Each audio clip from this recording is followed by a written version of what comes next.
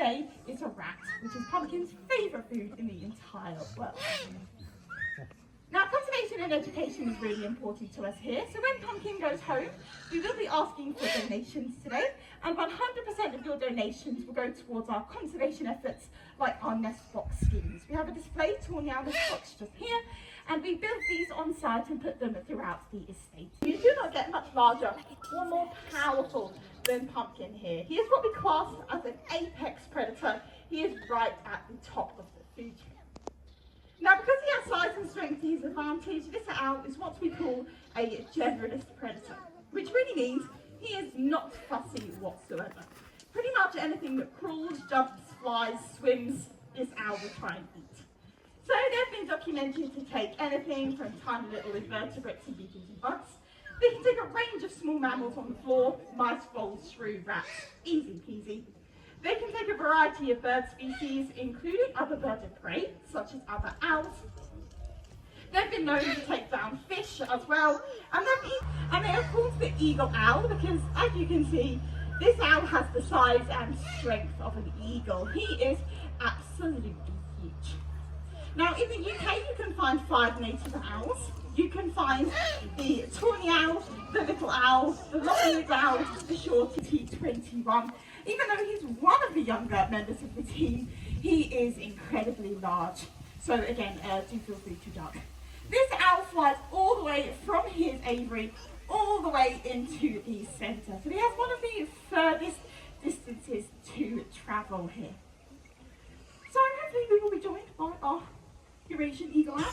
He goes by the name of Pumpkin, and now we called him Pumpkin because he is pretty much the size and shape of a pumpkin. He is absolutely huge. I promise you his work will be. I think he's coming in. So, Pumpkin here again, 3 years old, our largest owl that we have here in the centre. Now he flies, again his aviaries.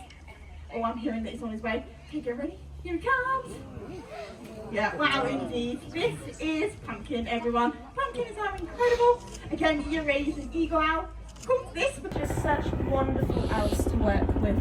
But that when he comes out here, and finally, I'm sure there's going to be some Lord of the Rings nerds in the room today. This is literally the closest thing to a hobbit that you'll ever find in the world. I am convinced that Tolkien went out to America, met a burrowing owl and said, yeah, that's it, I'll base hobbits off them. Mole's got massive feet, no offence Mole. They're actually hairy if you have a look at them. I would love to introduce you to Mole. Mole is a burrowing owl. He's tinsy. He weighs around 130 grams. When he was born, he looked like a tiny little puffball about this big. This is an incredibly small owl species that lives across regions of North America, Canada, and Mexico, and also down into regions of South America too. So they've got a wide distribution all the way across the pond. And burrowing owls, as the name says, do actually burrow. They live underground a lot of the time. They actually just move into the abandoned nests of other animals such as prairie dogs and badgers, and they'll create these beautiful little homes. And I'll have one of the largest ranges of any owl species. And this is really important when it comes to this bird hunting. So this owl is a rodent catching specialist. They love to eat rodents like mice, voles, shrew, and little lemmings as well. But particularly in the winter time in the Northern Hemisphere, there's lots of snow on the ground, and all these animals are going to be digging their burrows underneath the snow. So even though Ash here has phenomenal vision, it doesn't really serve him much use, again, if all that prey is hidden under the snow. So this is where his second super sense comes in, which is his hearing. Now you cannot see his ears, they're buried underneath his feathers, but his ears are what we call asymmetrical, which is a really fancy term for saying his ears are completely wonky. So one of his ears is positioned all the way at the top of his head and the other is all the way at the bottom. Now although this sounds really silly, it's really helpful for his hunting. If once we can Russell reaches one ear before the other, he can precisely pinpoint that prey without ever having to see it. And that large facial disc, it looks a bit like a satellite dish, and it works, just like a satellite dish. All the sounds in the environment filter straight into his ears, which means his hearing is so sensitive, he rustles of his prey from under 2 feet of snow. They're seriously impressive. Now, one last thing about Ash, he's the largest owl that you've seen so far. He is by no means the largest owl. In fact, this owl holds the record for being the longest owl. So if you measure him from the top of his head to the tip of his tail, you certainly do not get any longer than him. But his skeleton is actually very tiny, and they have hollow bones. So inside their bones is a honeycomb structure, so they are still incredibly strong and powerful, but they are all full of air. So Ash here, although he looks large, he's 1 pound 11 ounces, which is lighter than a bag of sugar. He's pretty much 99% better. The lighter you are, the less energy it takes for them to fly. Now you'll notice, just like Weasel, it takes 2 people to fly Ash. We like to nickname this owl Ash the Rash because it is impossible to get away from him. So when it comes to taking him home, it also involves a little bit of teamwork. So I have to distract Ash here, which provides Peter the opportunity to head down to the go-home perch, which will then provide me enough opportunity to run out of the archway with all of Ash's food, and then once he spots me, he will take himself all the way home. Look at that, fantastic. That was Ash, everyone. Oh, great owl, thank you. I'll pop it over the now. That was different owl. It's on a perch near you. You will notice that even his feet are covered in feathers. So Ash here effectively has a permanent set of slippers on, so in the wild you never have to worry about getting wrong.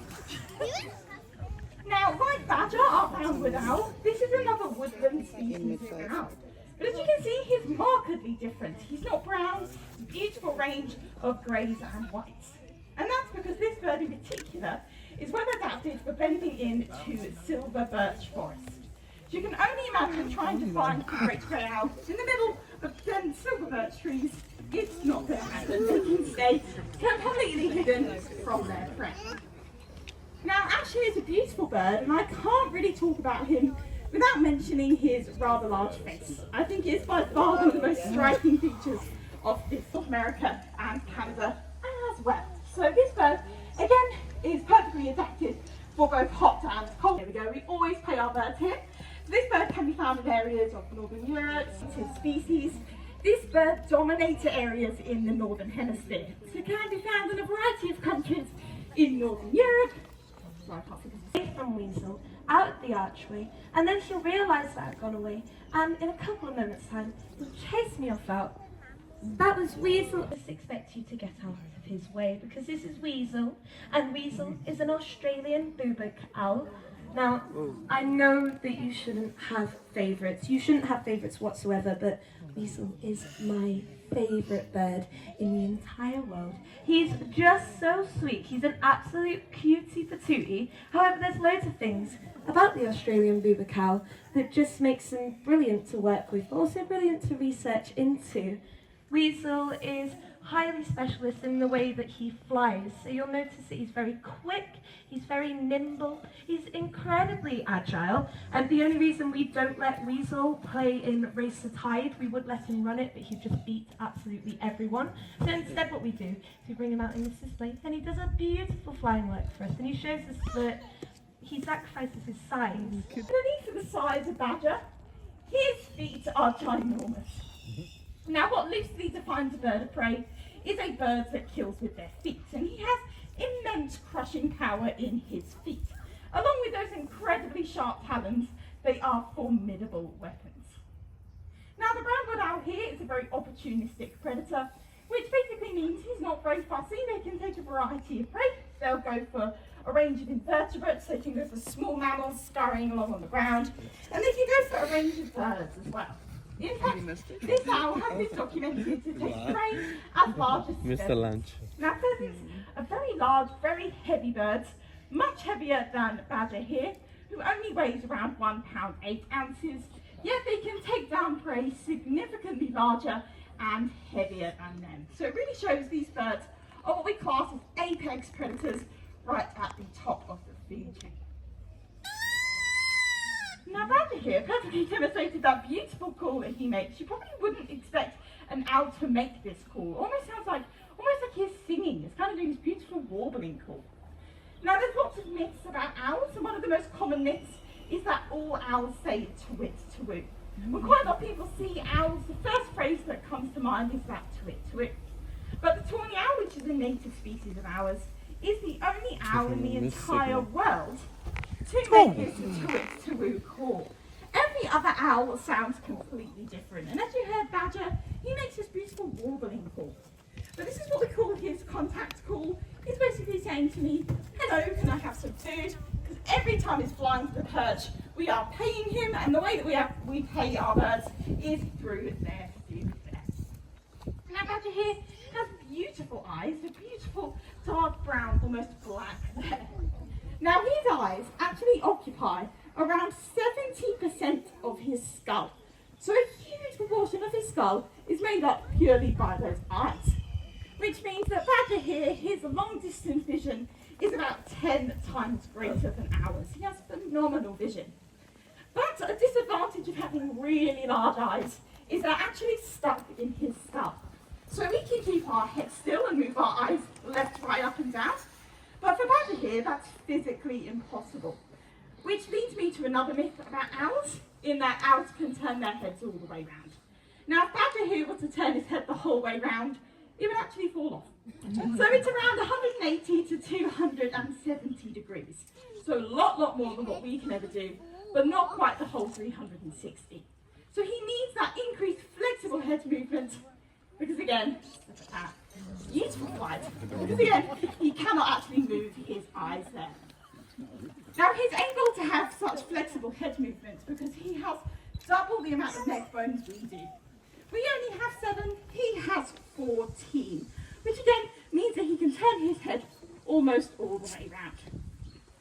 Now you might notice that whenever I put food on the perch here, sometimes it takes Badger a few seconds to actually realise where it is. That's because again he's got fantastic long distance vision, but his short distance vision isn't very good. In fact, his feet are almost completely blurry to him. So if you look around his beak, he's got these feathers which almost project outwards. These are what we call phyloplumes, and these are touch-sensitive feathers. They're very similar to whiskers in a dog and a cat. So this means when the food is in his feet, all he has to do is bring up the food to his face, feel around with those touch-sensitive phyloplumes, and he can locate his food there. And Badger does have a very strong, powerful beak.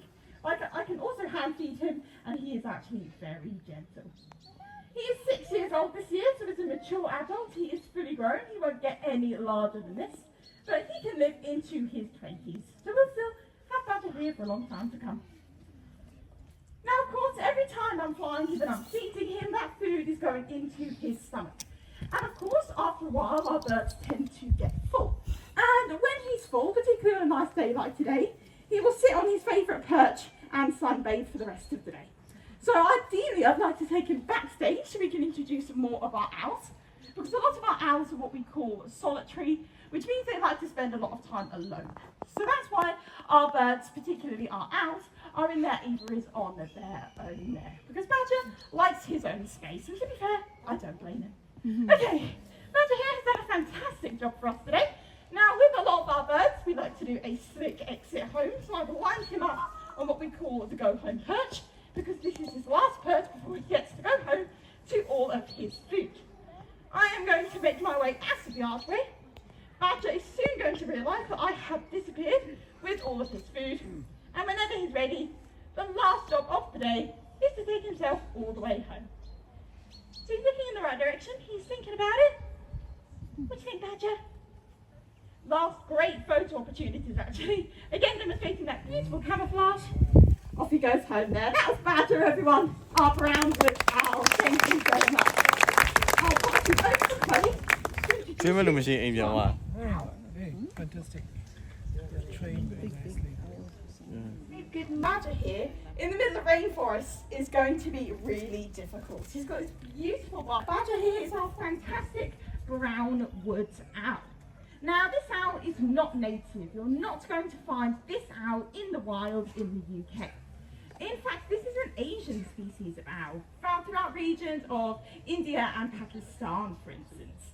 So I like to think that this bird is the Asian equivalent to our tawny owl.